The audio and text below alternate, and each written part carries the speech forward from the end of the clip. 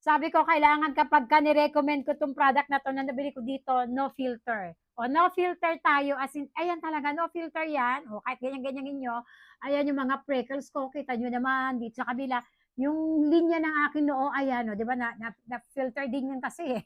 Pero ngayon, tingnan nyo, kitang-kita. And, ayan talaga, bare face talaga tayo, except meron akong, tawag dito, lipstick na kaunti. And mare, kahit wala akong filter, gawa rito, moisturizer na to, ayan ang ganda. Pants to, na dito ko lang nabili. At eto, dahil nga paubos na, kita nyo, pinakita ko sa inyo, paubos na siya, sabi ko, kailangan meron na agad akong backup. Bumili ulit ako kasi nga, ang ganda ng naging resulta niya sa face ko. As in, ayan, sabi ko, kailangan kapag na-recommend ko to, wala akong filter.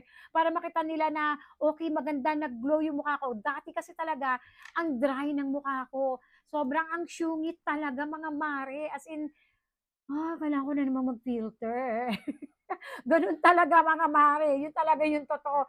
Pero dahil dito sa product na to, i-try nyo tong pants na moisturizer na to.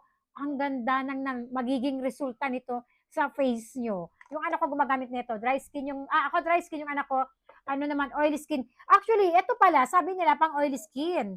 So, kaya ito binili ko para sa anak ko. Pero ginamit ko rin. Nagulat ako na ang ganda.